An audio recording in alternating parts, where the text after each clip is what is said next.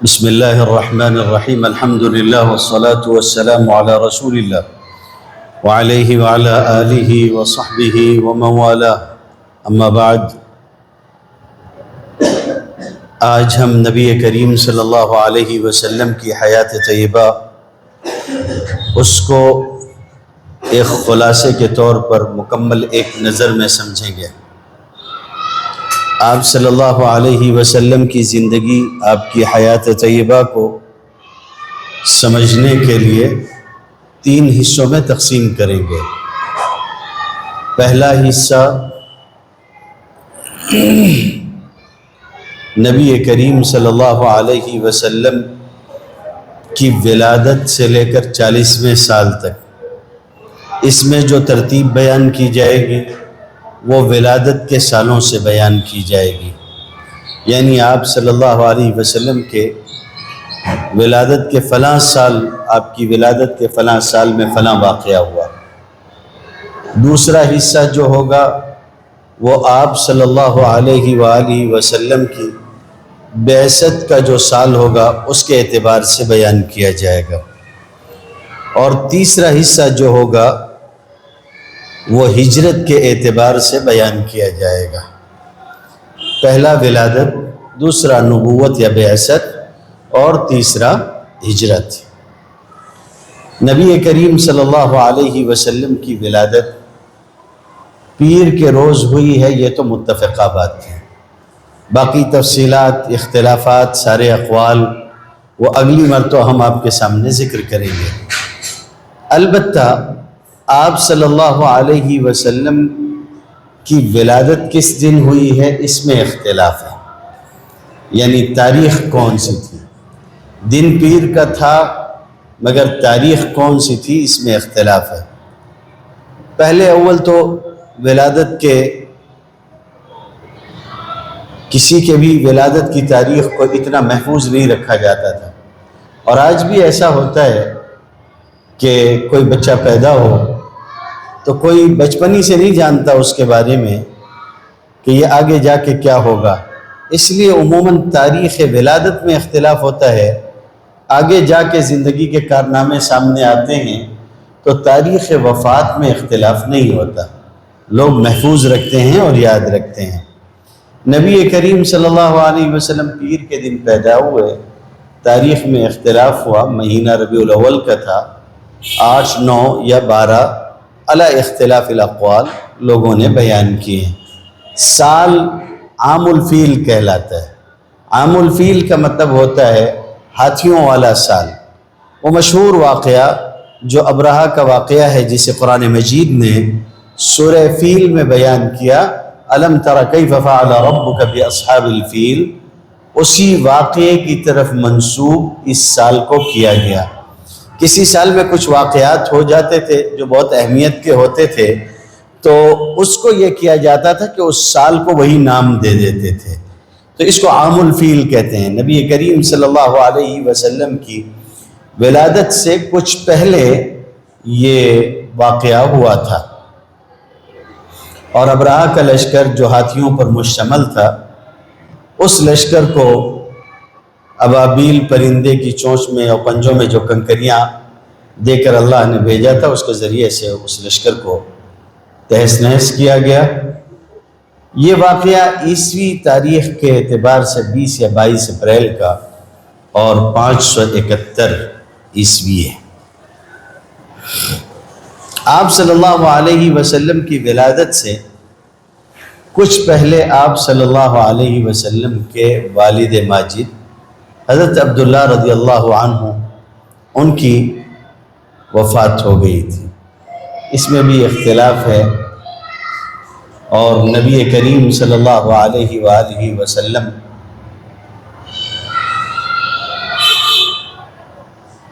کے والد، ان کا انتقال آپ کی پیدائش کے بعد ہوا ہے یا پیدائش سے پہلے ہوا۔ مشہور قول یہ ہے کہ آپ صلی اللہ علیہ وسلم کی پیدائش ہوئی اس عالم میں کہ آپ یتیم تھے، آپ کے والد حضرت عبداللہ کی وفات ہو چکی تھی۔ لیکن کچھ اشعار، کچھ واقعات اس بات کی طرف اشارہ کرتے ہیں وہ جو لوگوں کے اقوال ہیں کہ آپ صلی اللہ علیہ وسلم کی پیدائش ہوئی اور آپ چھوٹے تھے، گود میں تھے، اور ان کے والد کا انتقال ہوا۔ ہم اس کی تفصیل اگلی مرتبہ مکمل پیش کریں گے۔ آپ صلی اللہ علیہ وسلم کے دادا کا نام عبد المطلب ہے، اور عبد المطلب نے آپ صلی اللہ علیہ وسلم کا اسم گرامی محمد تجویز کیا، اور آپ کی والدہ محترمہ کا نام آمنہ ہے، اور انہوں نے آپ صلی اللہ علیہ وسلم کا نام احمد تجویز کیا۔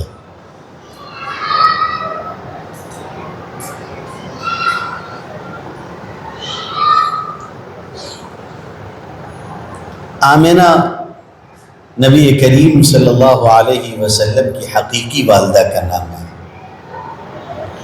اس کے علاوہ آپ کو کئی ماؤں نے دودھ پلایا ہے، یعنی آپ کی دودھ والی مائیں، رضائی مائیں کئی ایک۔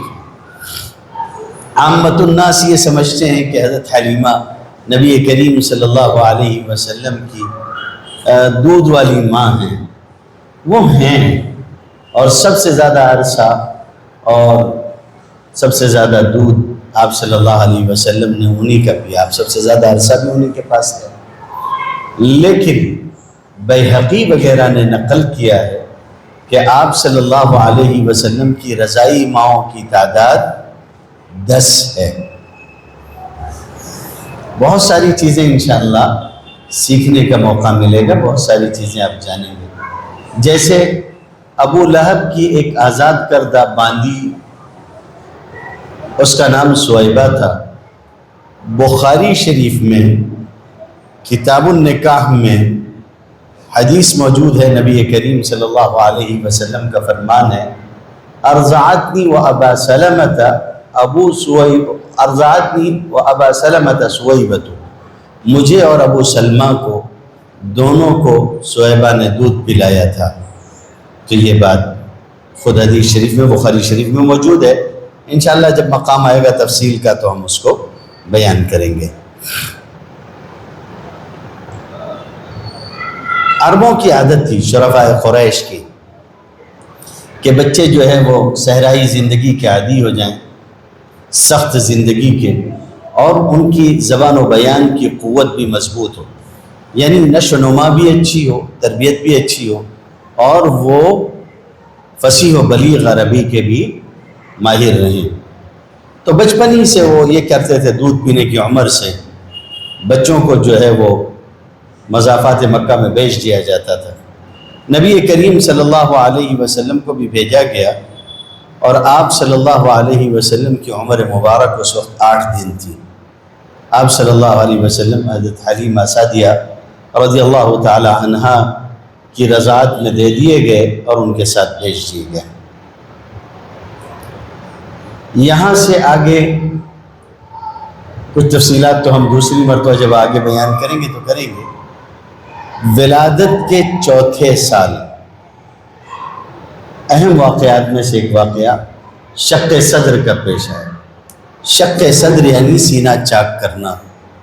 نبی کریم صلی اللہ علیہ وسلم کا سینہ چاک کیا گیا ہے۔ بیان کرنے والوں نے بیان کیا ہے کہ یہ سینہ چاک کر کے آپ کے دل کو نکالنے والا واقعہ یا سینہ چاک کرنے والا واقعہ 5 مرتبہ ہوا ہے، لیکن صحیح قول ان میں سے 4 ہیں اور 5واں قول ثابت نہیں ہے۔ پہلا واقعہ ولادت کے 4تھے سال واقع ہوا، یعنی آپ صلی اللہ علیہ وسلم وہی بنو سعد میں تھے، اور آپ کی طفولیت کے زمانے میں حضرت حلیمہ سعدیہ رضی اللہ عنہ کے پاس ہوا تھا۔ اور دوسری بار یہ واقعہ ہوا ہے 10 سال کی عمر میں، جیسا کہ امام حافظ ابن حجر رحمۃ اللہ علیہ نے فتح الباری میں بیان کیا ہے۔ تیسری بار واقعہ اس وقت ہوا جب بعثت کا موقع تھا، نبوت کا موقع تھا، اور مسند ابو داؤد الطیالسی میں معلوم ہوتا ہے کہ نبی کریم صلی اللہ علیہ وسلم کا سینہ چاک کیا گیا، اور چوتھی مرتبہ نبی کریم صلی اللہ علیہ وسلم کا سینہ چاک کیا گیا شق صدر کا واقعہ ہوا معراج کے موقع پر، جیسا کہ صحیح بخاری سے معلوم ہوتا ہے۔ آپ صلی اللہ علیہ وسلم حضرت حلیمہ سعدیہ رضی اللہ تعالی عنہا کے ہاں 6 سال رہے۔ نشو و نما بہت مضبوط تھی آپ کی، 2 سال ہی میں آپ 4 سال کے بچے کی طرح مضبوط اور قوی ہو گئے تھے۔ حضرت حلیمہ سعدیہ رضی اللہ تعالیٰ عنہ لے کر آئی بھی تھی، لیکن پھر کچھ حیلے بہانے اور کچھ واقعات ایسے بنے کہ وہ واپس اپنے ساتھ لے گئی، کیونکہ نبی کریم صلی اللہ علیہ وسلم کی برکتوں کو وہ دیکھ چکی تھی۔ میں اگلے درس میں انشاءاللہ اس کی تفصیل کروں گا۔ ولادت کے 6 سال آپ صلی اللہ علیہ وسلم اپنی والدہ ماجدہ حضرت آمنہ کے پاس تشریف لے آئے، اور اسی سال حضرت آمنہ نکلی اور اپنے میکے میں تشریف لائیں، اور میکے میں تقریباً 1 ماہ قیام کیا انہوں نے۔ 1 ماہ قیام کرنے کے بعد جب وہ وہاں سے واپس لوٹی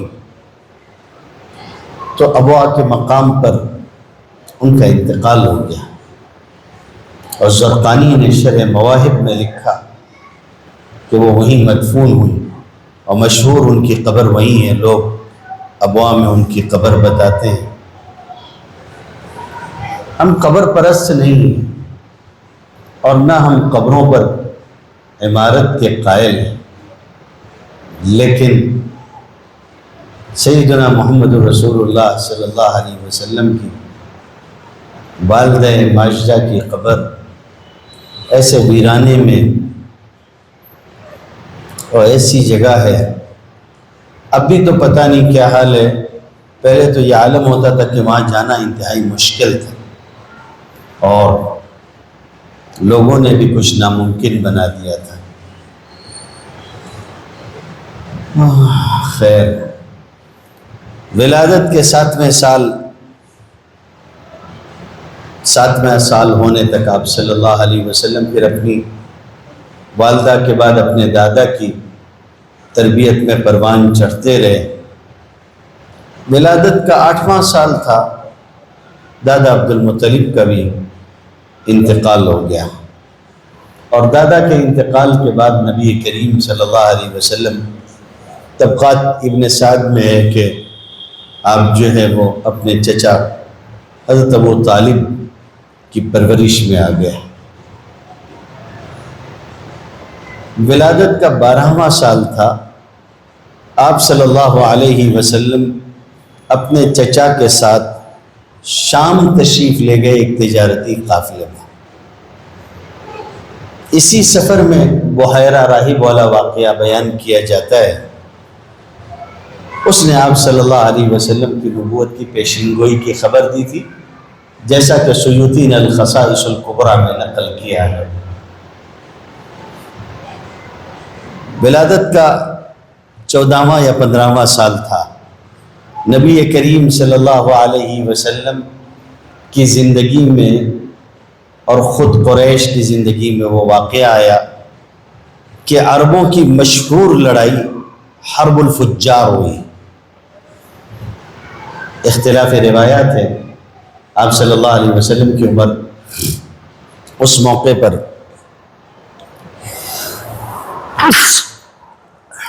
الحمدللہ اس وقت آپ صلی اللہ علیہ وسلم کی عمر 14 یا 15 سال تھی۔ آپ کے بعض چچا لوگوں نے بہت اصرار کیا کہ آپ اس لڑائی میں شریک ہوں۔ نبی کریم صلی اللہ علیہ وسلم نے لڑائی میں شرکت تو کی، مگر آپ نے جنگ نہیں کی، قتال میں حصہ نہیں لیا۔ ولادت کا 16واں سال تھا، آپ صلی اللہ علیہ وسلم نے اہل مکہ کے ایک خاص معاہدے میں شرکت کی، جسے 5 خاندانی معاہدہ بھی کہتے ہیں، حلف الفضول بھی کہتے ہیں، مظلوموں کو ان کا حق دلانے کے لیے اور ظالموں کو ظلم سے روکنے کے لیے اس وقت کے کفار اور مشرکین نے مل کر یہ معاہدہ کیا تھا۔ سلام ہو سیدنا محمد رسول اللہ صلی اللہ علیہ وسلم پر، مظلوموں کا ساتھ دینے اور ظالموں کو ظلم سے روکنے کے لیے آپ صلی اللہ علیہ وسلم اس معاہدے میں شریک ہوئے، اور آپ صلی اللہ علیہ وسلم نے یہ نہیں دیکھا کہ وہ کفار اور مشرکین ہیں، بلکہ حق دلانے کے اس معاہدے میں آپ شریک ہوئے۔ اور ما بعد بھی آپ صلی اللہ علیہ وسلم یہ فرمایا کرتے تھے کہ آج بھی کوئی کافر و مشرک اگر اس طرح کے معاہدے کے لیے آپ کو بلائے تو آپ آج بھی اس کی دعوت کو قبول کر لیں گے۔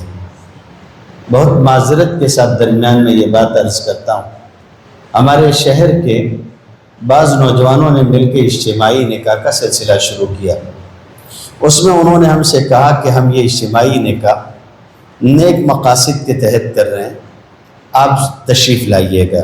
اور اس میں ہم نے مختلف مسالک کے لوگوں کو بلایا ہے، سبھی آئے،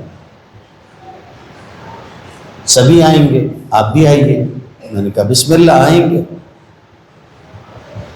صورتحال یہ ہے کہ ہمارے ساتھ ملنے جلنے سے بعض لوگوں کا ایمان ٹوٹ جاتا ہے۔ بات سمجھ میں آ رہی نہیں آ رہی؟ یہ ایک الگ بات ہے کہ ابھی اجتماعی نکاح ہوا قریشی حضرات کے ہیں، بریلوی حضرات بھی اسٹیج پہ ہم لوگوں کے ساتھ تھے، میری تقریر گھونٹتے رہے۔ معہد ملت میں نے کہا تھا، وہاں تشریف لائے۔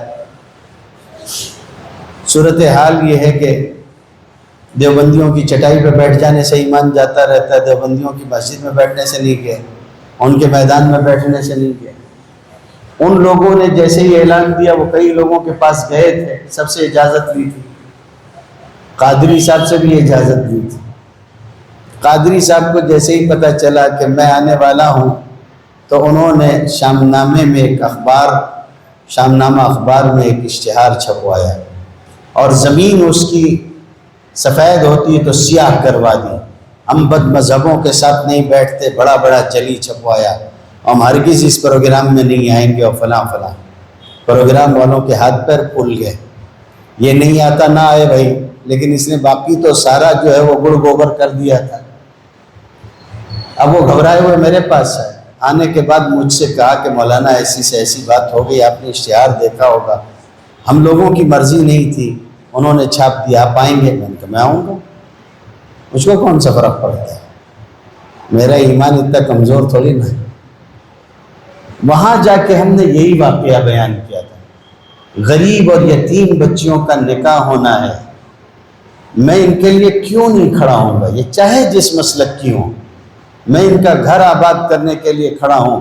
میرے نبی صلی اللہ علیہ وسلم نے کافروں اور مشرکوں کے ساتھ مل کر مظلوموں کو ان کا حق دلانے کے لیے معاہدہ کیا تھا، اور نبوت کا اعلان ہو جانے کے بعد بھی آپ یہ فرمایا کرتے تھے مدینہ طیبہ میں کہ آج بھی اگر کوئی مجھ کو اس طرح کے معاہدے کے لیے بلائے گا، کافر و مشرک کیوں نہ ہو، میں اس کے ساتھ بیٹھنے کو تیار ہوں۔ تو میں تو بیٹھنے کے لیے تیار ہوں، لیکن کچھ لوگوں کا دعویٰ سنت کا ہے اور وہ بیٹھنے کو تیار نہیں ہے۔ تو اس لیے دھوکے میں مت آئیے گا، لیبل جو ہے پیشاب کے اوپر زمزم کا لگا دینے سے وہ زمزم نہیں ہو جاتا۔ جو لوگ اپنے آپ کو سنی بولتے ہیں وہ سنی ہیں بھی کیا؟ کون سی سنت پہ عمل ہے؟ ابو جہل اور ابو لہب کی سنت پہ عمل کرتے ہیں۔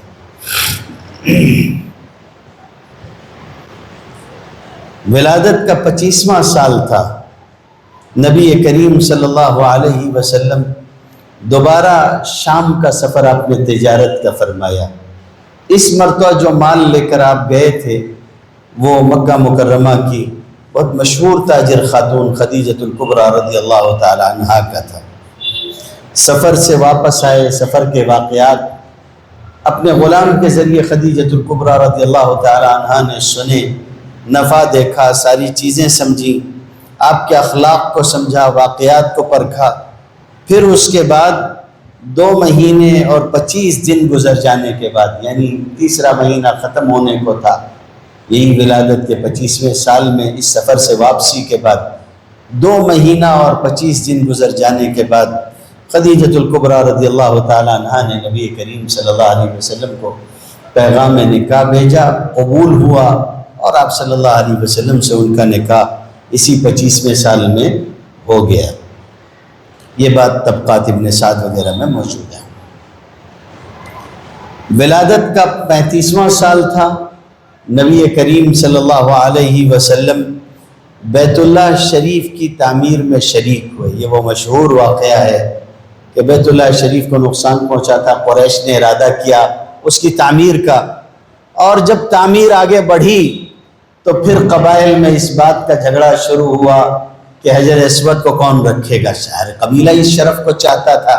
نبی کریم صلی اللہ علیہ وسلم اس موقع پر جنگ پر آمادہ قبائل کو آپ نے سمجھایا بجھایا، اور قریش کے درمیان باہمی محبت و مودت اور الفت اس طرح سے قائم کی کہ اس کٹھن مرحلے پہ چادر پر حجر اسود رکھوا کر سب کو اٹھانے کے لیے کہا تھا کہ کوئی ایک اس شرف میں نہ ہو، اور آخر میں اپنے ہاتھوں سے اس کو نصب فرمایا۔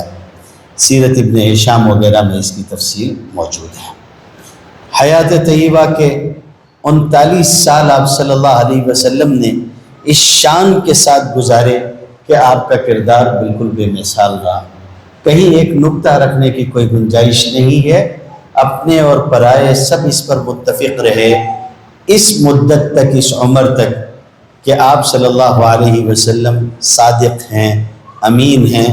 آپ صلی اللہ علیہ وسلم نے جب اپنی دعوت پہلی پیش بھی کی تھی، اس موقع پہ پوچھا تھا تم میرے بارے میں کیا کہتے ہو، تو ان لوگوں نے کہا تھا کہ ہم نے آپ کے بارے میں ما جربناک الا صدقا، ہم نے تمہارے بارے میں کوئی اور چیز نہیں پائی، کوئی اور تجربہ نہیں کیا سوائے سچے ہونے کے۔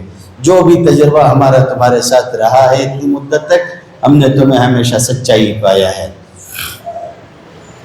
ولادت کا 40واں سال، اس کا زیادہ تر عرصہ نبی کریم صلی اللہ علیہ وسلم کا غار حرا میں بیتا ہے۔ آپ صلی اللہ علیہ وسلم کا زیادہ وقت، اور اسی سال آپ صلی اللہ علیہ وسلم کے سر پر اس فانی دنیا میں نبوت کا تاج رکھا گیا۔ نبوت کے پہلے سال، اب یہاں سے ولادت کے سالوں کی ترتیب مکمل ہوئی۔ اب ہم جو بیان کریں گے وہ نبوت کے سالوں کو بیان کریں گے۔ نبوت کا پہلا سال غار حرا میں نبی کریم صلی اللہ علیہ وسلم پر جو ابتدائی وحی اتری، سورہ علق کی ابتدائی 5 آیتیں تھیں۔ اقرأ بسم ربک الذی خلق، خلق الانسان من علق، اقرأ وربک الاکرم الذی علم بالقلم، علم الانسان ما لم يعلم۔ مورخین کا اس پر اتفاق کہ آپ صلی اللہ علیہ وسلم کو جو نبوت ملی وہ نبوت والا دن اتوار کا تھا۔ نبوت والا دن اتوار کا تھا، لیکن مہینے کے بارے میں اختلاف ہے۔ علامہ ابن عبد البر مالکی رحمۃ اللہ علیہ نے نقل کیا ہے کہ 8 ربیع الاول کو نبی کریم صلی اللہ علیہ وسلم کو نبوت ملی، اور آپ کو نبوت سے سرفراز فرمایا گیا اس فانی دنیا میں۔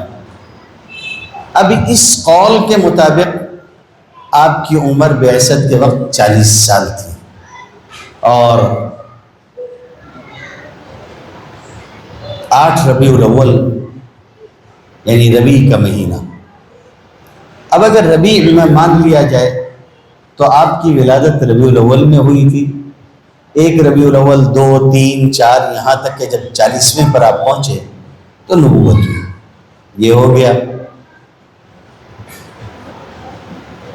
دوسری بات یہ تھی جو دوسرے مورخین نے نقل کیا ہے، ابن اسحاق وغیرہ نے نقل کیا ہے کہ 17 رمضان کو ملی۔ معلوم ہوا 40 سال کے ہو گئے، ربیع الاول سے مہینے آگے بڑھے، ربیع الاخر، جمادی الاولیٰ، جمادی الاخری، رجب، شعبان، رمضان۔ 17 رمضان کو ملی ابن اسحاق کے مطابق۔ اس قول کے اعتبار سے آپ صلی اللہ علیہ وسلم کی عمر نبوت کے موقع پر 40 سال مزید 6 مہینے، اس طرح سے آپ کی عمر ہوتی ہے۔ حافظ ابن حجر رحمۃ اللہ علیہ نے فتح الباری میں اسی قول کو ترجیح دی ہے 17 رمضان والے کو، کہ نبوت اور غار حرا والا یہ جو واقعہ ہے، یہ واقعہ پیش آیا ہے 17 رمضان کو۔ نبوت کے دوسرے سال تک نبی کریم صلی اللہ علیہ وسلم نے رازدارانہ طور پر خفیہ تبلیغ فرمائی۔ دوسرا سال تھا، اسی سال میں یعنی جو نبوت کا سال چل رہا تھا، حضرت خدیجۃ الکبریٰ، حضرت ورقہ وغیرہ، تو نبوت ملی اور یہ حضرات مسلمان ہوئے۔ حضرت علی المرتضیٰ ہیں، حضرت ابو بکر صدیق ہیں، حضرت جعفر ابن ابی طالب ہیں، حضرت عفیف کندی ہیں، حضرت طلحہ ہیں، حضرت سعد ابن ابی وقاص ہیں، حضرت خالد ابن سعید ہیں، حضرت عثمان ابن عفان ہیں، حضرت عمار ابن یاسر ہیں، حضرت صہیب ہیں، حضرت یاسر ہیں، اور حضرت عمرو ابن عنبسہ اور زید ابن حارثہ وغیرہ وغیرہ یہ لوگ ہیں۔ یہ سب کچھ حضرات جو ہیں یہ السابقون الاولون کہلاتے ہیں صحابہ میں۔ نبوت کے تیسرے سال آپ صلی اللہ علیہ وسلم کے گود لیے ہوئے بیٹے، آپ کے متبنہ لے پالک حضرت زید ابن حارثہ کے بیٹے کی ولادت ہوئی۔ اسامہ ابن زید نبوت کے تیسرے سال میں پیدا ہوا ہے۔ نبوت کے چوتھے سال میں نبی کریم صلی اللہ علیہ وسلم کو علی الاعلان دعوت دینے کا حکم ہوا، جس کی بنا پر ہوا یہ کہ کفار مکہ جو تھے اور خاص طور سے قریش، ان کی طرف سے بھی کھلم کھلا دشمنی ہونے لگی اور بغض و عداوت کا مظاہرہ ہونے لگا۔ نبوت کا چوتھا سال تھا، حضرت عائشہ رضی اللہ تعالی عنہا کی پیدائش ہوئی۔ نبوت کے 5ویں سال حضرت جعفر ابن ابی طالب رضی اللہ عنہ، انہوں نے اسلام قبول کیا، اور اسی سال حبشہ کی طرف پہلی ہجرت ہوئی۔ اسی سال حبشہ والی ہجرت ہوئی، پھر اسی سال دوسری ہجرت بھی ہوئی۔ پہلی والی جو ہجرت تھی اس میں فتح الباری میں حافظ ابن حجر نے لکھا ہے کہ 11 مرد اور 5 عورتیں شامل تھیں۔ دوسری والی ہجرت ہوئی، دوسری والی ہجرت بڑی تھی، اس میں 86 مرد تھے اور 16 عورتیں تھیں۔ ابن ہشام نے اپنی سیرت میں اس کو بیان کیا ہے۔ اسی سال حضرت سمیہ رضی اللہ تعالی عنہ، جو حضرت عمار ابن یاسر کی والدہ ہیں، حضرت یاسر رضی اللہ تعالیٰ عنہ کی بیوی ہیں، ان کو جو ہے ابو جہل نے شہید کر دیا۔ یہ اسلام کی خاطر پہلا شہید ہے، یعنی ایک عورت ہے جس کو یہ شرف حاصل ہے، کوئی مرد بھی شہید نہیں ہوا اس سے پہلے۔ سب سے پہلا خون شہادت کے طور پہ جس کا بہا ہے وہ حضرت سمیہ رضی اللہ تعالی عنہ وارضاہا ہے۔ نبوت کا 6واں سال تھا، حضرت حمزہ رضی اللہ تعالیٰ عنہ نبی کریم صلی اللہ علیہ وسلم کے بہت محبوب چچا، انہوں نے اسلام قبول کر لیا، اور اسی سال حضرت عمر رضی اللہ تعالیٰ عنہ نے بھی اسلام قبول کیا، اور حضرت عمر رضی اللہ تعالیٰ عنہ کے اسلام کی برکت اور ان کی خوبی، ان کے شکوہ کا یہ عالم کہ ان کے ذریعے سے مسجد الحرام میں پہلی مرتبہ علی الاعلان با جماعت نماز، یعنی علی الاعلان نماز ادا کی گئی۔ نبوت کا 7واں سال تھا، اس سال وہ مقاطعہ یعنی بائیکاٹ کا واقعہ پیش آیا۔ قریش نے آپ صلی اللہ علیہ وسلم اور آپ کے ساتھ بنو ہاشم اور بنو مطلب، ان کو جو ہے بنو عبد المطلب کو جو ہے وہ شیب ابی طالب میں محصور کیا، ان کا بائیکاٹ کیا۔ اسی دوران شیب ابی طالب میں آپ صلی اللہ علیہ وسلم کے بہت پسندیدہ صحابی اور آپ کے بہت قریبی شخص حضرت عبداللہ ابن عباس، آپ کے چچا زاد بھائی، ان کی ولادت ہوئی حضرت عباس کے ہاں۔ نبوت کا 8واں سال تھا، مشرکین مکہ کے مطالبے پر چاند کے 2 ٹکڑے ہونے والا معجزہ پیش آیا، شق القمر کا واقعہ اس کو کہتے ہیں۔ ایک الگ بات ہے کہ اس میں اختلاف ہے کہ یہ معجزہ ہے یا یہ علامت ہے قیامت کی، جیسا کہ قرآن مجید میں ہے اقتربت الساعۃ وانشق القمر، اس کی تفصیل اپنے موقع پہ ہوگی۔ نبوت کا 9واں سال تھا، اس سال میں بھی آپ صلی اللہ علیہ وسلم اسی بائیکاٹ سے گزر رہے تھے اور شیب ابی طالب میں محصور تھے۔ نبوت کا 10واں سال تھا، طبقات ابن سعد کے مطابق آپ صلی اللہ علیہ وسلم کے ساتھ جو بائیکاٹ کیا گیا، مقاطعہ کیا گیا تھا، وہ ختم ہوا۔ یہ بھی عجیب و غریب واقعہ ہے، اپنے موقع پہ جب یہ آئے گا تو ہم اس کی تفصیل کریں گے، کس طرح معاہدہ ختم ہوا اور کیا حالات پیش آئے تھے۔ یہی سال تھا جس سال آپ صلی اللہ علیہ وسلم کے چچا حضرت ابو طالب ان کا انتقال ہو گیا، اور ان کے انتقال کے 3 دن بعد یا 5 دن بعد حضرت خدیجۃ الکبریٰ رضی اللہ تعالی عنہا بھی اس دنیا سے تشریف لے گئے۔ 2 بڑے واقعات ہو گئے، اور آپ کے لیے یہ دونوں غم کے واقعے تھے۔ اس لیے جیسا کہ میں نے شروع میں کہا کہ کسی سال کوئی بڑا واقعہ ہو جاتا تھا تو اس سال کو اسی سے موسوم کر دیتے تھے۔ آپ صلی اللہ علیہ وسلم نے اس سال کو عام الحزن قرار دیا، یعنی رنج و غم والا سال۔ اسی سال نبی کریم صلی اللہ علیہ وسلم کا نکاح حضرت سودا بنت زمعہ سے ہوا۔ نبی کریم صلی اللہ علیہ وسلم نے حضرت خدیجۃ الکبریٰ رضی اللہ تعالی عنہا کی حیات میں کسی اور سے نکاح نہیں کیا تھا، ان کی وفات کے بعد نکاح فرمایا۔ اور اسی سال حضرت عائشہ رضی اللہ تعالی عنہا نبی کریم صلی اللہ علیہ وسلم کے نکاح میں آئیں، مگر رخصتی نہیں ہوئی۔ یہی وہ سال تھا جس سال آپ صلی اللہ علیہ وسلم کے ساتھ طائف والا واقعہ بھی پیش آیا۔ آپ دعوت کے لیے تشریف لے گئے تھے اور وہاں بہت نازک حالات آپ کے ساتھ پیش آئے۔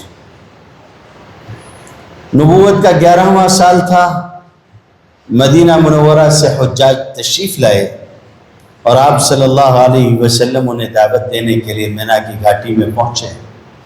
آپ کی دعوت سے 6 لوگوں نے اسلام قبول کر لیا، اور یہاں سے انصار کے اندر اسلام کا آغاز ہوا۔ یہی نبوت کا 11واں سال۔ حافظ ابن کثیر رحمۃ اللہ علیہ نے البدایہ والنہایہ میں اس کو ذکر کیا۔ نبوت کا 12واں سال۔ نبوت کے 12ویں سال میں آپ صلی اللہ علیہ وسلم کو معراج ہوئی۔ اسی موقع پر امت پر 5 نمازیں فرض ہوئیں۔ اسی سال انصار کی بیعت عقبہ اولیٰ ہوئی، اور اس میں بھی 12 افراد مشرف بہ اسلام ہوئے تھے۔ پھر اس کے بعد نبوت کا 13واں سال، بیعت عقبہ ثانیہ ہوئی۔ 13ویں سال میں تعداد بہت بڑھ گئی تھی۔ اس مرتبہ بیعت کرنے والے لوگ 73 مرد تھے اور 2 عورتیں تھیں جنہوں نے اسلام قبول کیا۔ جب آپ کنکری مار لیتے ہیں مینا میں بڑے والے جمرے کو اور تھوڑا سا آگے اتریں تو سیدھے ہاتھ کی طرف جنگلے میں ایک کریم کلر کی عمارت ہے، صدیوں سے اسی کیفیت پہ چلی آ رہی ہے۔ وہ اسی جگہ بنائی گئی ہے جہاں یہ بیعت ہوئی، اسی یاد میں اس مسجد کو بنایا گیا ہے۔ لوگ جانتے نہیں ہوں، عموماً عام طور پر وہ مسجد اسی لیے اس کو مسجد عقبہ کہتے بھی ہیں۔ مینا میں یہ 2 مسجدیں بہت مشہور ہیں، ایک مسجد خیف اور دوسری مسجد عقبہ، اور مزدلفہ میں مسجد مشعر الحرام اور عرفات میں مسجد نمرہ۔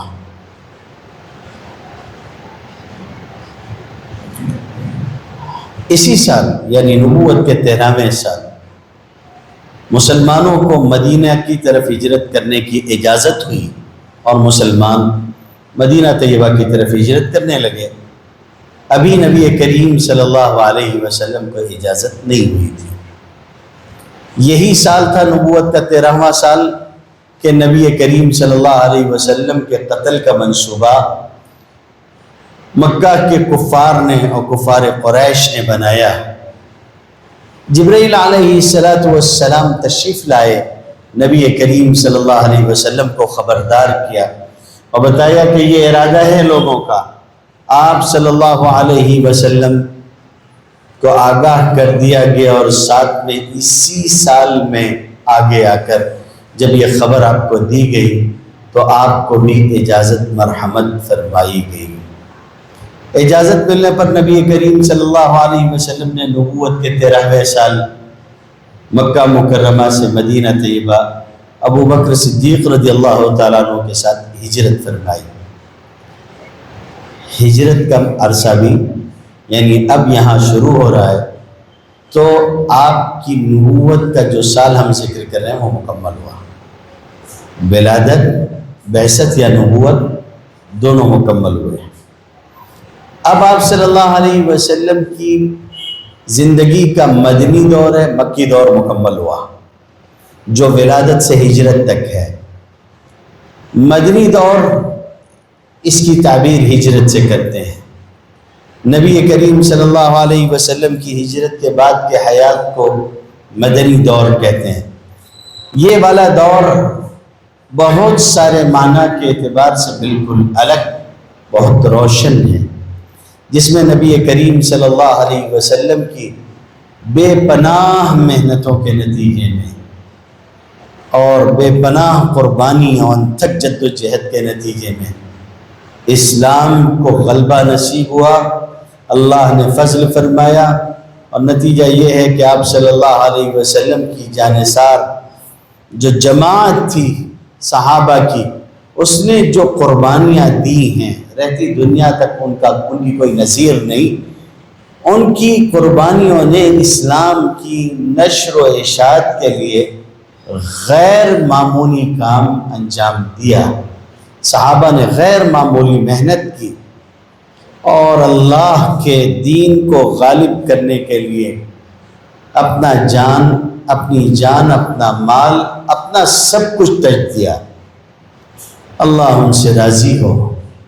آپ صلی اللہ علیہ وسلم کی جد و جہد، آپ کی قربانی، آپ کے صحابہ کی قربانی، اگر کوئی اس کو ہی بیان کرنا شروع کر دے تو سالوں سال صرف اس کو بیان کرتا رہے گا۔ بہت طویل تاریخ ہے ایثار، وفا، قربانی، جد و جہد اور محنت کی۔ بہت مختصراً ہم ایک ایک کر کے چیزوں کو، کچھ اہم چیزیں بیان کریں گے۔ ہجرت کا پہلا سال آپ نکلے، حضرت ابو بکر صدیق رضی اللہ تعالیٰ عنہ کے ساتھ غار ثور میں 3 دن تک روپوش رہے۔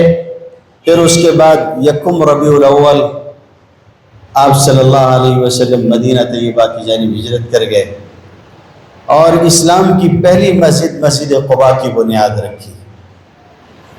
مدینے کے یہودی، آس پاس کے رہنے والے قبائل، ان سب سے امن اور دوستی کے عہد نامے لکھوائے، حلف دلوایا، معاہدہ کیا۔ اسی سال حضرت سلمان فارسی رضی اللہ تعالیٰ عنہ بھی مشرف بہ اسلام ہوئے۔ اسی سال مسجد نبوی کی بھی تعمیر ہوئی اور عبداللہ ابن زبیر کی بھی پیدائش ہوئی۔ اذان و اقامت کی ابتدا بھی ہوئی۔ انصار اور مہاجرین کے درمیان میں اخوت یعنی بھائی چارے کا بے مثال نظام قائم کیا گیا۔ اس کی نظیر تاریخ میں نہیں، اس طرح کے بھائی دنیا نے نہیں دیکھے۔ لوگ عرفاتی بھائی بناتے ہیں، سگے بھائیوں کے ساتھ تو سلوک ہو نہیں پاتا۔ ایمانی اخوت پر جن کو بھائی بنایا تھا، سعد بن الربیع کو حضور صلی اللہ علیہ وسلم نے حضرت عبد الرحمن بن عوف کا بھائی بنایا تھا۔ اس وقت تک پردہ نہیں اترا تھا، پردے کا حکم نہیں تھا۔ سعد بن الربیع نے اپنے بھائی کو ساتھ میں لیا تھا، بھائی دیکھ تو میرا بھائی ہے، تیرا حق میرے ساتھ ہو گیا، میں انصاری ہوں تو مہاجر ہے، مجھے تیرا ساتھ دینا ہے، تیری نصرت کرنی ہے، میری 2 بیویاں ہیں، دونوں کو دیکھ لے، دونوں میں سے جو پسند آئے گی اس کو چھوڑ دوں گا تو نکاح کر لینا، بیوی دے دیتا ہوں، مال ادا کر دیتا ہوں، گھر حاضر ہے۔ وہ صحابہ تھے، چنے ہوئے لوگ تھے میرے بھائیوں، ہم جیسے لوگ نہیں تھے۔ ہم تو سب لینے کے بعد پوچھتے کہ کچھ چھپایا تو نہیں تو نے، وہ بھی نکال۔ سلام ہو ان لوگوں کے اوپر، انصاری اتنی قوت سے سب کچھ دینے کے لیے تیار ہے۔ یؤثرون علی انفسہم ولو کان بہم خصاصہ، قرآن کہتا ہے خود ان کو ضرورت ہوتی ہے مگر دوسروں پہ ایثار کرتے ہیں، خود کو ضرورت ہے مگر دوسرے کو دے رہے ہیں۔ ادھر مہاجر بھی تھا، مہاجر نے کہا اللہ برکت دے بھائی تیری چیزوں میں، بازار کا پتہ بتا دے، محنت مزدوری کر کے اپنی روزی پیدا کروں گا، اللہ رزق دینے والا ہے، میں کوشش کروں گا۔ اور زیادہ دن نہیں گزرے تھے، حضور صلی اللہ علیہ وسلم نے حضرت عبد الرحمن ابن عوف کے جسم پہ عورتوں کی خوشبو کا نشان دیکھ لیا ان کے کپڑے پہ، تو پوچھا ماہ یہ عبد الرحمن یہ کیا ہے؟ تو انہوں نے کہا اللہ کے رسول میں نے ایک انصاری عورت سے نکاح کر لیا ہے۔ کم سخت الیہ، کیا دیا تم نے مہر میں عبد الرحمن کیا دیا؟ فرمایا کہ وزن نواۃ من ذهب یا رسول اللہ، اللہ کے رسول کھجور کی گٹھلی کے برابر سونا دیا۔ سمجھ میں آیا؟ یعنی اللہ نے برکت بھی دی تجارت میں، نکاح بھی ہو گیا، دینے کے لیے اس قسم پرسی کے عالم میں بھی سونا دیا، تجارت چل رہی ہے۔ اور پھر تو آگے حضرت عبد الرحمن بن عوف کی تجارت تھی۔ خیر، اسی سال شوال میں حضرت عائشہ رضی اللہ تعالی عنہا کی رخصتی ہوئی، جو حضرت خدیجہ کے بعد نبی کریم صلی اللہ علیہ وسلم کی سب سے چہیتی زوجہ محترمہ ہیں، جس کو جلنا ہو وہ جلتا رہے۔ وہ صدیقہ بنت صدیق ہیں، صدیقہ بنت صدیق ہیں، ابو بکر صدیق کی بیٹی اور خود صدیقہ کائنات ہیں۔ نبی کریم صلی اللہ علیہ وسلم پر نازل قرآن میں یہ اس عورت کا اکیلے شرف ہے کہ قرآن مجید نے ان کی برات کو بیان کیا، اور اللہ تعالیٰ نے بیان کیا سبحانک ھذا بہتان عظیم۔ ہم سورہ نور میں آپ کے سامنے تفصیل اللہ کے فضل سے پوری کر چکے ہیں۔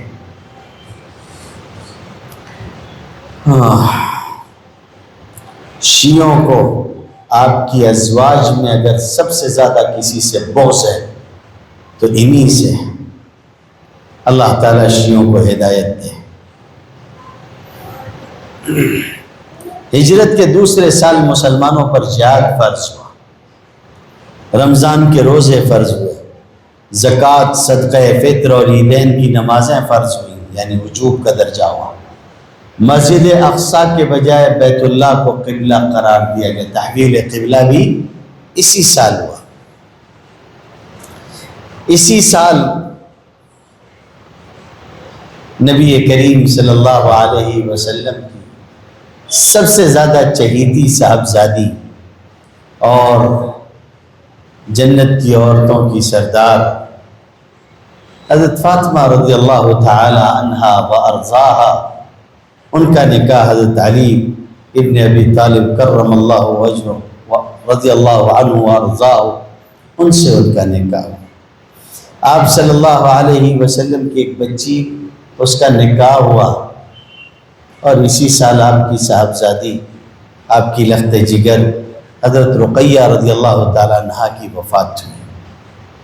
جب آپ دنیا سے تشریف لے گئے تو آپ کی اولاد میں سے سوائے حضرت فاطمہ کے اور کوئی حیات نہیں تھا، سارے بچے بچیوں کی وفات ہو چکی تھی۔ اسی سال غزوہ بدر بھی ہوا ہے۔ ہجرت کا تیسرا سال نبی کریم صلی اللہ علیہ وسلم کا حضرت حفصہ بنت عمر رضی اللہ تعالی عنہ، حضرت حفصہ رضی اللہ عنہا اور حضرت عمر رضی اللہ عنہ تو حضرت حفصہ سے حضور کا نکاح ہوا. اسی سال ان کے بعد حضرت زینب بنت خزیمہ سے نکاح ہوا.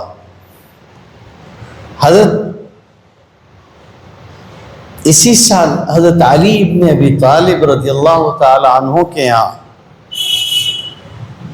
حضرت حسن نبی کریم صلی اللہ علیہ وسلم کے نواسے اور آپ کی آنکھوں کی ٹھنڈک، ان کی ولادت ہوئی.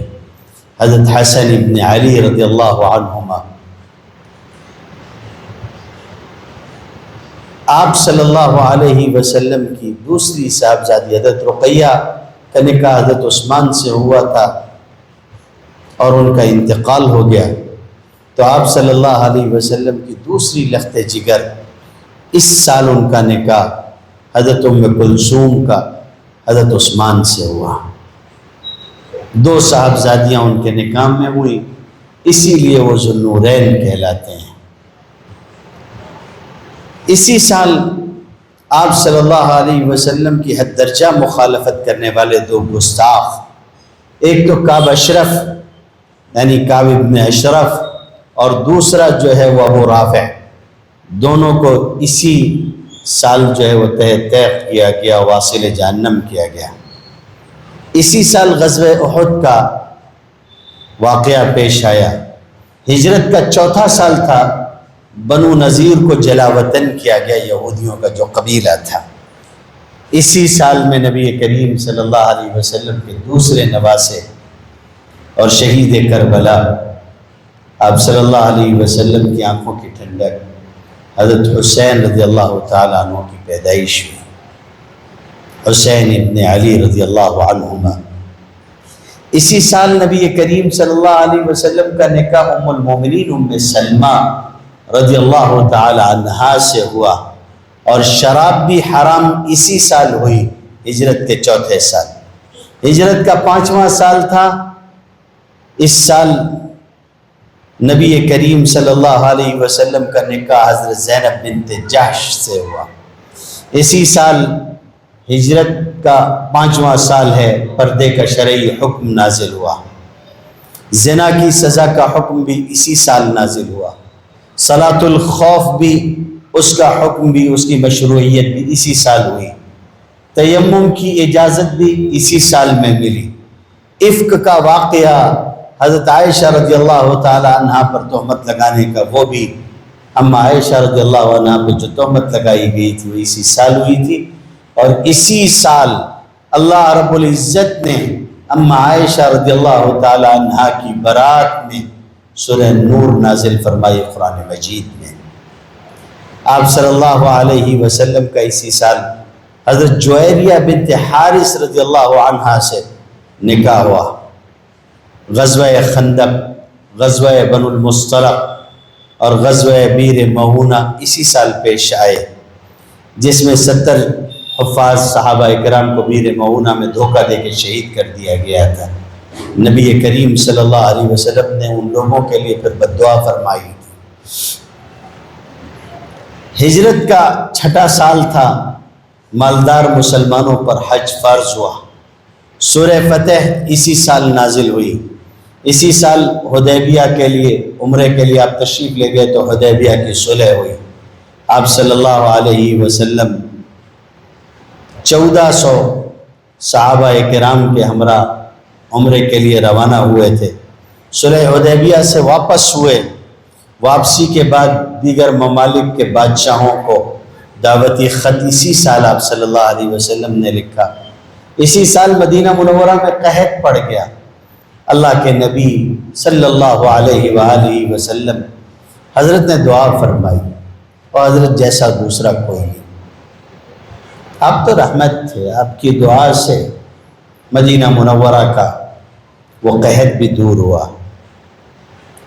ہجرت کا 7واں سال تھا. اس سال میں خیبر والا واقعہ آخر میں پیش آیا، اور اسی غزوے سے آپ صلی اللہ علیہ وسلم لوٹ رہے تھے. بعض خاص واقعات کی وجہ سے آپ صلی اللہ علیہ وسلم نے رات میں قافلے کو رکنے نہیں دیا، دیر تک چلاتے رہے، اور جب سب تھک کر چور ہو گئے تو پھر آپ نے پڑاؤ ڈالنے کا حکم دیا. اور آپ چاہتے تھے کہ نہ سوئیں، لیکن حضرت بلال نے کہا کہ آپ سو جائیں، میں جگا دوں گا۔ پھر حضرت بلال بھی سو گئے اور پورے لشکر کی حضور صلی اللہ علیہ وسلم کے ساتھ فجر کی نماز قضا ہوئی۔ لیلۃ التعریس اسی واقعے کو کہتے ہیں۔ آپ نے اٹھ کر باجماعت نماز قضا کی، جس سے امت کو یہ معلوم ہوا کہ اگر باجماعت نماز اس طرح سے چلی جائے تو کس طرح سے اس کو ادا کیا جائے گا۔ حضرت ابو ہریرہ رضی اللہ تعالیٰ عنہ نے اسی سال اسلام قبول کیا۔ اسی سال ایک یہودی عورت زینب بنت حارث نے بکری میں نبی کریم صلی اللہ علیہ وسلم کو زہر دینے کی کوشش کی، بکری کے گوشت میں۔ آپ صلی اللہ علیہ وسلم کا اسی سال حضرت ام حبیبہ رضی اللہ تعالی عنہ ام المومنین ہیں، ام حبیبہ رملہ بنت ابی سفیان، رملہ ان کا نام ہے، ان سے نکاح ہوا۔ ام المومنین حضرت میمونہ رضی اللہ تعالی عنہ، میمونہ بنت حارث، ان سے نبی کریم صلی اللہ علیہ وسلم کا نکاح ہوا۔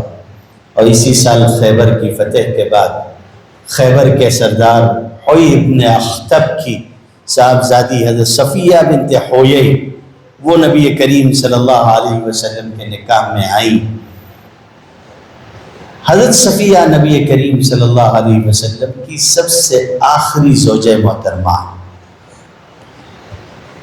ہجرت کے 8ویں سال حضرت خالد ابن ولید اور عامر ابن العاص یہ دونوں اسلام لے آئے۔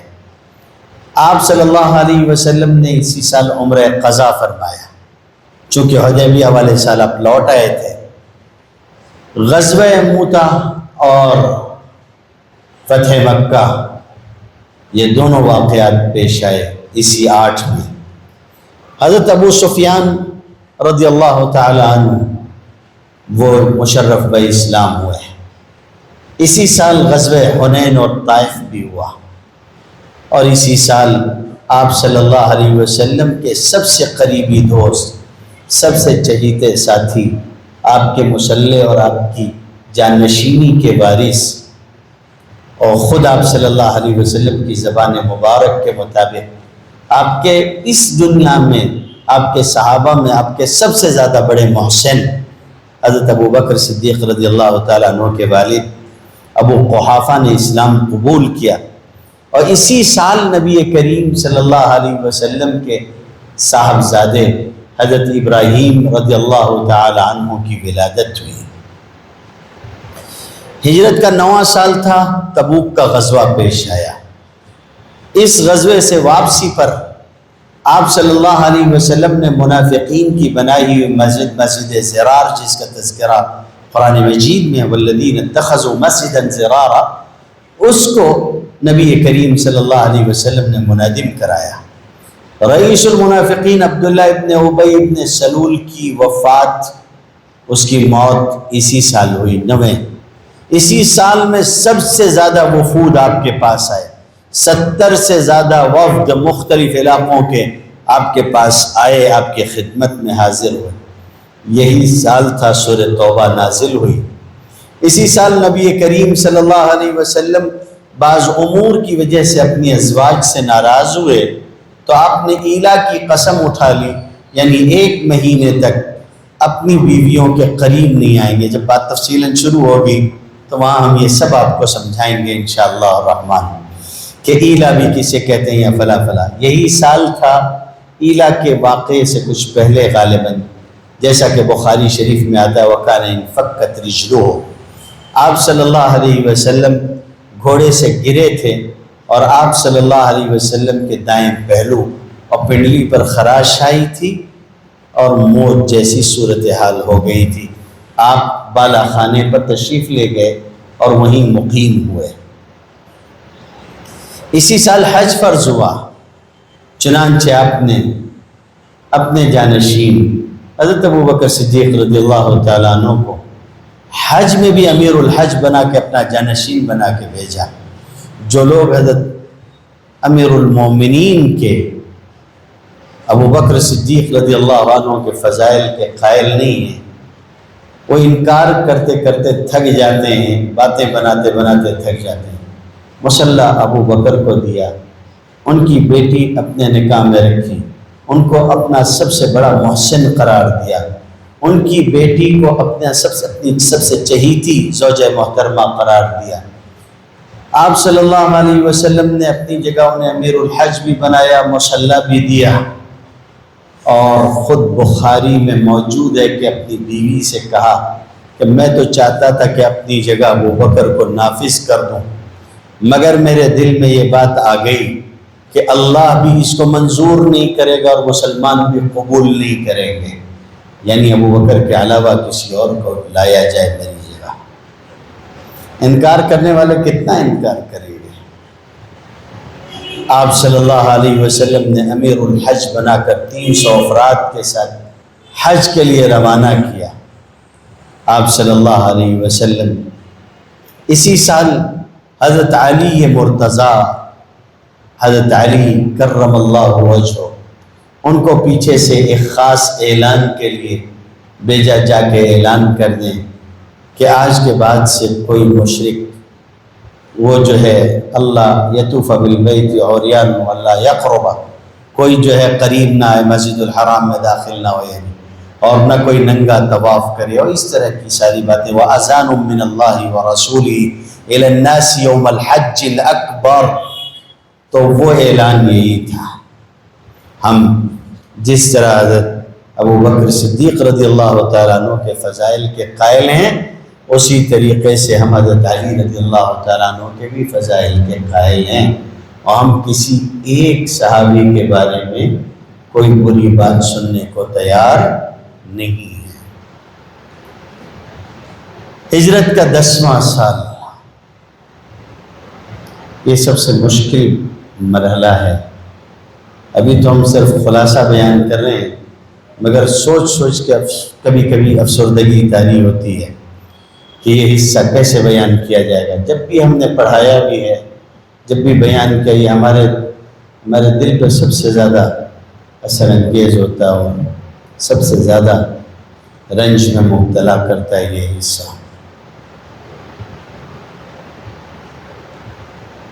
ہجرت کا 10واں سال تھا۔ مسیلمہ کذاب نے اور اسود انسی نے جھوٹی نبوت کا دعویٰ کیا۔ اسی سال حضرت حج کے لیے تشریف لے گئے، حجۃ الوداع تھا۔ اتنا بڑا مجمع آپ کے ساتھ تھا، 1,00,000 سے زیادہ صحابہ ساتھ تھے۔ اس سے پہلے صحابہ کا اور اس کے بعد صحابہ کا اتنا بڑا مجمع کبھی ایک جگہ جمع نہیں ہوا آپ کے ساتھ۔ 1,00,000 سے زائد صحابہ ساتھ میں تھے۔ آپ صلی اللہ علیہ وسلم کی تمام ازواج جن کی تعداد اس وقت 9 تھی، وہ سب ساتھ میں تھیں آپ کے ساتھ حج پر۔ آپ صلی اللہ علیہ وسلم اس موقع پر آپ نے حج کے طریقے کو لوگوں کو سکھایا، اسلام کے سارے اصول سمجھایا، غضب کا خطبہ دیا۔ آپ کا وہ خطبہ ورلڈ آرڈر بنا، دنیا نے اس سے اپنے لیے قانون نکالے اور اس کے ذریعے سے مساوات کا وہ سبق سیکھا، عورتوں کے وہ حقوق سیکھے، سود کے معاملے میں وہ روشنی پائی جو رہتی دنیا تک کے لیے اور سارے لوگوں کے لیے ہدایت کا سبب ہے۔ آپ صلی اللہ علیہ وسلم نے جاہلیت کی رسموں کو اور شرک کی باتوں کو ملیا میٹ فرمایا۔ سفر سے واپس لوٹے، راستے ہی میں طبیعت ناساز ہوئی، مدینہ طیبہ پہنچے، کچھ عرصہ حیات رہ کر آپ صلی اللہ علیہ وسلم اس دنیا سے تشریف لے گئے۔ آپ کی وفات ہوئی اور ہجرت کا 10واں سال تھا، نبی کریم صلی اللہ علیہ وسلم کی وفات ہو گئی۔ قرآن مجید میں اس واقعے کی خبر دے دی گئی تھی اور بتا دیا گیا تھا کہ آپ پر بھی موت آئے گی۔ قرآن لوگوں کے لیے مرہم کا سبب ہے اور وہ یہ بتاتا ہے کہ بہرحال آپ ایک انسان تھے، بشر تھے، جیسے موت اوروں پر آنی ہے آپ پر بھی آئی۔ آپ اس دنیا سے رخصت ہوئے اور آپ کا روضہ مبارک آپ کی سب سے چہیتی زوج محترمہ حضرت عائشہ رضی اللہ تعالی عنہا کے حجرے میں قائم کیا گیا، آپ کی قبر وہیں بنی، اور آج جہاں لوگ حاضر ہوتے ہیں مسجد نبوی میں سلام کے لیے، وہ حصہ وہی حضرت عائشہ رضی اللہ تعالی عنہا کے حجرے کا ہے، جہاں پہلے آپ کی قبر ہوئی، پھر آپ کے مرقد مبارک کے بعد حضرت ابو بکر صدیق رضی اللہ تعالیٰ عنہ وہیں مدفون ہوئے، اور وہیں حضرت عمر رضی اللہ تعالیٰ عنہ۔ اللہ تعالیٰ امت کی طرف سے نبی کریم صلی اللہ علیہ وسلم کو بہتر جزا عطا فرمائے۔ یہ کل خلاصہ تھا جس میں اہم واقعات ہم نے بیان کر دیے۔ اگلی مرتبہ ہم آپ صلی اللہ علیہ وسلم کا نام، آپ کی پیدائش سے متعلق کچھ سچی جھوٹی جو روایتیں ہیں ان کا تذکرہ کریں گے، جو لوگوں میں بعض باتیں مشہور ہو گئی ہیں ان کو بیان کریں گے، اور ان کے درمیان صحیح کیا ہے اس کی وضاحت کریں گے۔ اللہ تعالیٰ نے ایک عمل کرنے کی توفیق عطا فرمائے۔ سبحان اللہ و بحمدہ، سبحانک اللہم و بحمدک، اشہد ان لا الہ الا انت، نستغفرک و نتوب الیک۔